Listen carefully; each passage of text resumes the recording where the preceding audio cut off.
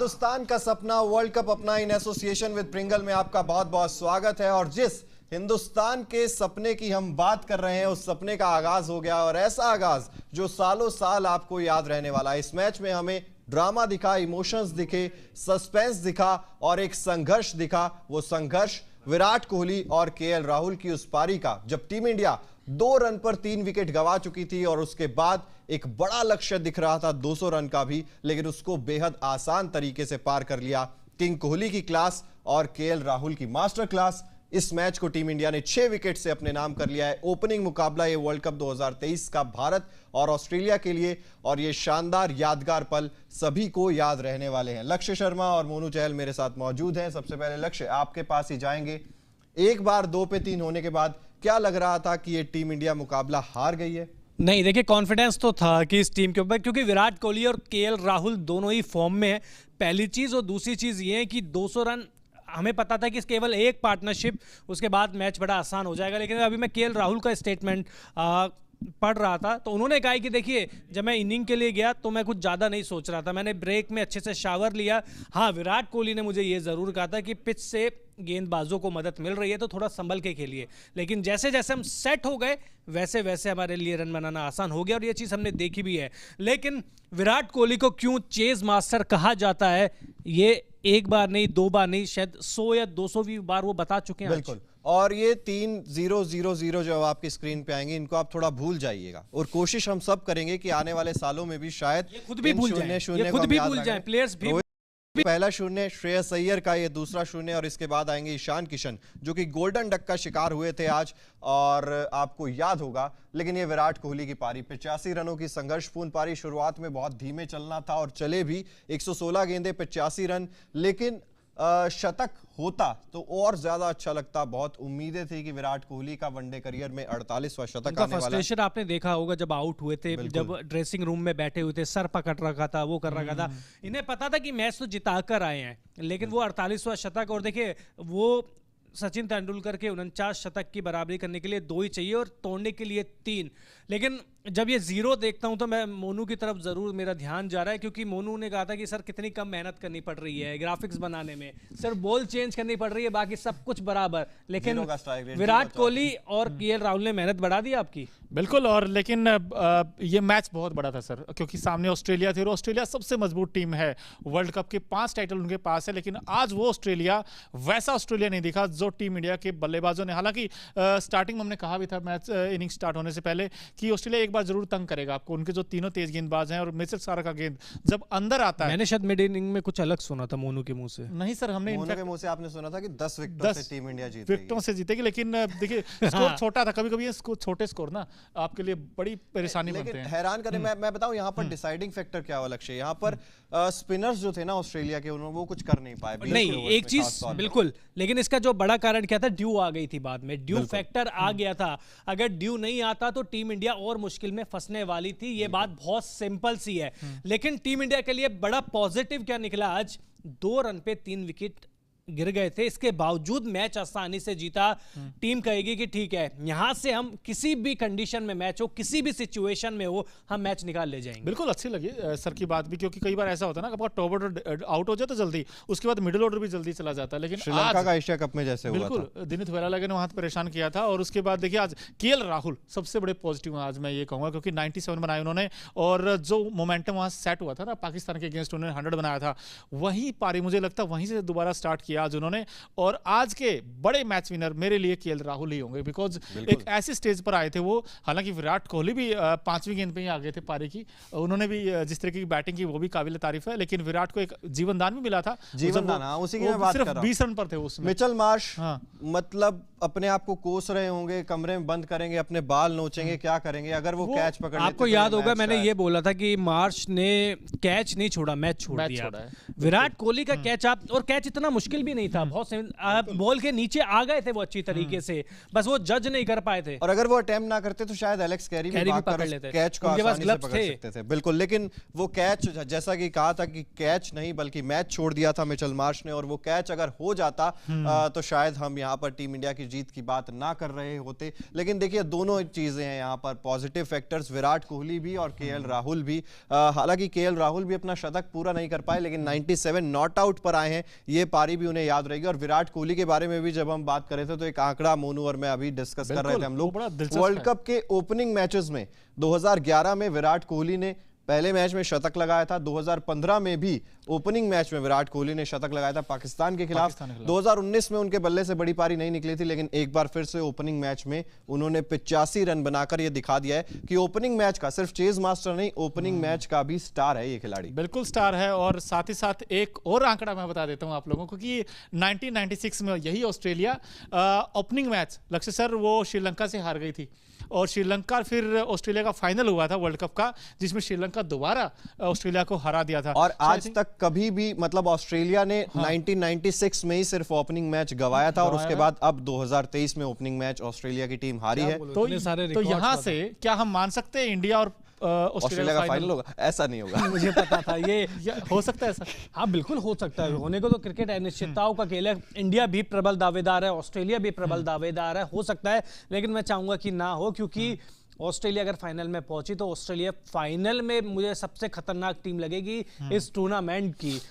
तो चलिए देखिए, अब इस मैच के बहुत सारे हीरो रहे हैं, लेकिन जैसे कि ओकिनावा स्कूटी कॉस्ट इफेक्टिव है और आपकी जो माइलेज से भी पैसा बचाती है, ज़्यादा महंगी भी नहीं है, सबसे बड़ी चीज़ तो ये भी है। लेने में मोनू दिला रहा है मुझे एक गिफ्ट करने वाला। अगर इंडिया जीत गई वर्ल्ड कप तो इस मैच का Okinawa effective player of the match कौन है ये भी आपको हम दिखाएंगे, जल्दी आपकी स्क्रीन पर होगा।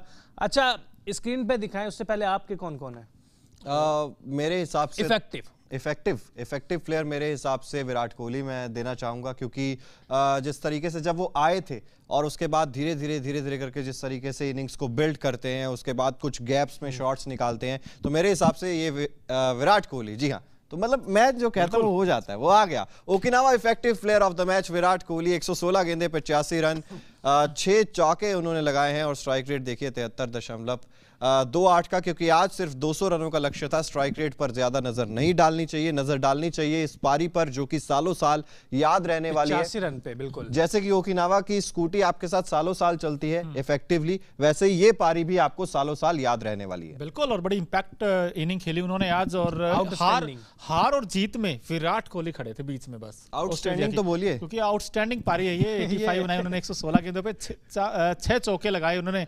और आज एक बात मुझे अच्छी लगी इस इनिंग में कि उन्होंने हड़बड़ाहट मचाई कि यार मुझे लंबे शॉट खेलने, मुझे कभी नहीं बड़े शॉट खेलने, तभी तो चेज मास्टर है। अच्छा, कौन-कौन से शॉट्स खेले उन्होंने अलोंग द ग्राउंड बहुत अच्छे शॉट खेले उन्होंने। और एक शॉट मुझे याद आता है जो उन्होंने जो शैजलवुड को लगाया था ना, वो full face of the bat through the line का इस्तेमाल किया नहीं, लाइन जो शॉट खेला था वो बड़ा अच्छा लगा मुझे। बॉटम एंड का इस्तेमाल किया नहीं गया, लेकिन बाकी सबसे अलग जो मेरा सबसे फेवरेट शॉट रहा, चुरा लिया मेरा, क्या बताइए जो इस मैच का मेरा सबसे फेवरेट शॉट था वो था केएल राहुल का लास्ट छक्का, इनसाइड आउट, इतना क्लास फ्लैट छक्का, मतलब दिल जीत लिया उस शॉट। मेरा उससे पहले ही एक स्ट्रेट ड्राइव मारा था उन्होंने, बिल्कुल नाक की सीध में मारा था। हार्दिक पांड्या के छक्के के बारे में क्या कहना चाहेंगे? यार वो बिगाड़ने के लिए याद है, 2 बार हो चुका है ऐसा, एक बार तिलक वर्मा की उन्होंने 49 पे छक्का लगाया, आज फिर इनफैक्ट ठीक है, बट मैं इसको गलत नहीं मानता। अगर आपको स्लॉट में बॉल मिलेगी आपको मारना पड़ेगा, बहुत सिंपल सी बात है। नहीं, बट एमएस धोनी तो ऐसा नहीं करते, कई बार वो तो गेम स्ट्राइक रोटेट करते हैं। चिराग अच्छा काम करते हो, क्या पता आप नहीं करते हो, हर कोई अलग अलग होता है ना। किसी से ये एक्सपेक्ट कंपैरिजन मत कीजिए, महान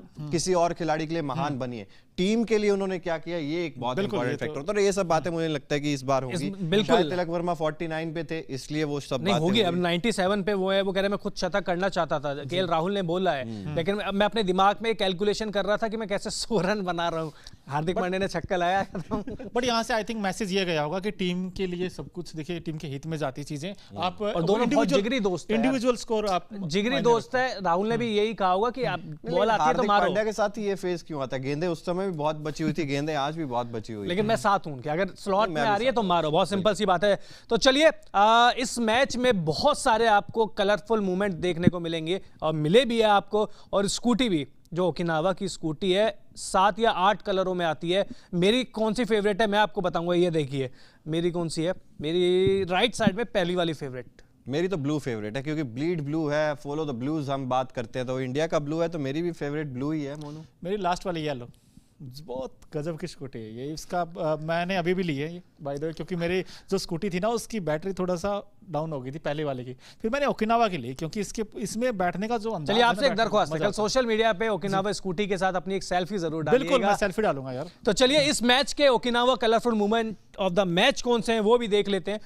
बहुत सारे जब से मैच शुरू हुआ है तब से लेकर मैच खत्म होने तक बहुत सारे कलरफुल मूवमेंट मिले आपको। ये वाला तो आपका सेगमेंट भी फेवरेट है आईपीएल के समय से, क्योंकि आईपीएल से हम जब से ओकिनावा स्कूटर इस्तेमाल कर रहे हैं, चला रहे हैं और ओकिनावा की बात हम करते हैं, तब से ही कलरफुल मूवमेंट आपका फेवरेट रहा है। और वो भी आज हम देखेंगे यहाँ पर कि Okinawa colourful movement of the match. ये जसप्रीत बुमराह का वो पहला विकेट, रविंद्र जडेजा आज देखिए आज के हीरो ये भी हैं, इनके बारे में भी बहुत सारी बातें होंगी। और ये विराट कोहली, क्या कहने इनके, ये सभी हैं Okinawa colourful movement of the match.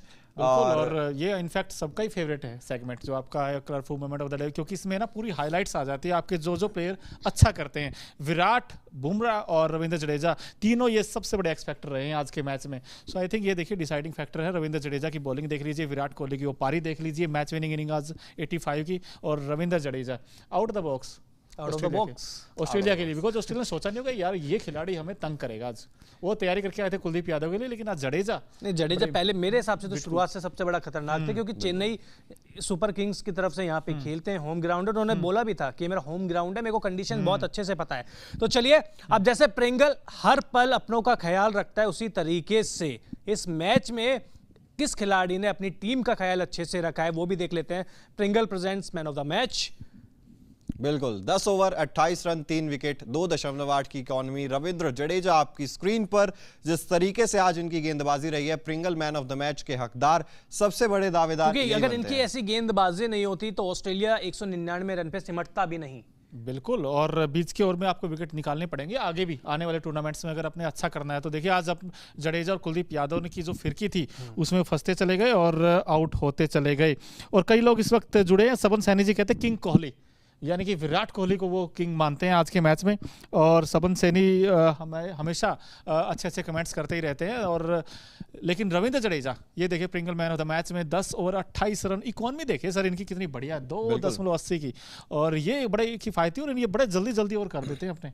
बिल्कुल, 1.5 मिनट में ओवर खत्म करने वाला खिलाड़ी। और उसके बाद जिस तरीके से इनकी गेंद घूम रही थी, टर्न हो रही थी, उस हिसाब से ऑस्ट्रेलिया के सारे बल्लेबाज तो परेशान हैरान नजर आ रहे थे। और ये 3 विकेटें हैं जो हम बात भी कर रहे थे, किस किस की विकेट है, स्टीव स्मिथ, मार्नस लबुशेन और एलेक्स कैरी, ये वो विकेटें थी जो आपकी चटकनी आपके लिए बहुत ज्यादा जरूरी थी। देखिए हम बात कर रहे हैं ओकिनावा इफेक्टिव प्लेयर की भी, Pringle man of the match की, और विराट कोहली जिस तरीके से आज इनकी पारी रही है। मिचेल स्टार्क की बात करें, 8 ओवर इन्होंने किए हैं, 31 रन दिए हैं, 1 विकेट इनको भी हासिल हुआ है। और ये विकेट था कप्तान रोहित शर्मा का, अंदर आती गेंद एक बार फिर से परेशान कर रही थी।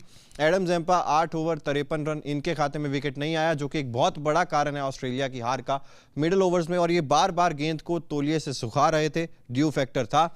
ईशान किशन, रोहित शर्मा और श्रेयस अय्यर तीनों के खाते नहीं खुले आज, जो कि एक बहुत बड़ा चिंता का विषय आगे आने वाले टाइम में शायद आपके लिए हो सकता है, क्योंकि आज आपको बचा लिया।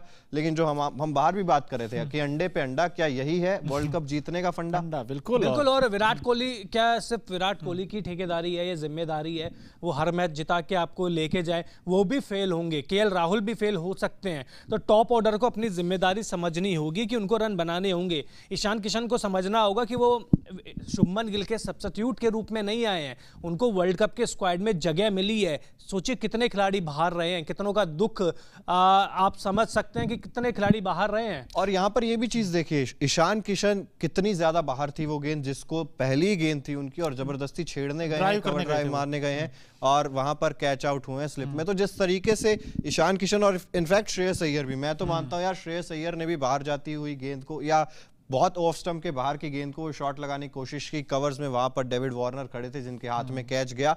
मुझे लगता है ये दोनों विकेट्स ही जो थे ना, ये बैट्समैन की गलती की वजह से हुए थे, जल्दबाजी की वजह से हुए थे। आप अभी समय ले सकते थे, जैसा कि विराट कोहली ने लिया। ऐसा नहीं है कि विराट कोहली जब आए थे तो उनको बहुत आसान गेंदें मिल रही थी, वो लेफ्ट भी कर रहे थे गेंदें, बीट भी हो रहे थे, लेकिन उन्होंने लेकिन जो चीज वहां पर नजर आई वो ये थी कि उसके बाद जब एक बार बीट हुए तो उसके बाद कई सारी गेंदें उन्होंने बाहर जाती हुई ऑफ स्टंप से काफी की जो बाहर थी उनको छोड़ा। वहीं से ही हम देखते हैं कि आपके अंदर एक पेशेंस होना चाहिए, जो ईशान किशन और श्रेयस अय्यर में मुझे लगा नहीं आज था। बिल्कुल, और विराट कोहली का तो इसलिए क्योंकि टेम्परामेंट दिखाया उस बैट्समैन ने, इंटेंट दिखाया विकेट पर खड़े होने का, क्योंकि आपको समय बिताना था वहां, आपने चौके नहीं लगाने थे वहां, क्योंकि आपके ऑलरेडी 2 पे 3 आउट हो गए हैं और आप तो वहां 200 पे चेस कर रहे थे और आप। आपने एक्सेलरेट करना इनिंग को। आई थिंक विराट और केएल राहुल ने भी गेंद बड़े अच्छे से मिडल किया, बीचों बीच गेंद लगी बल्ले के, तो आई थिंक केएल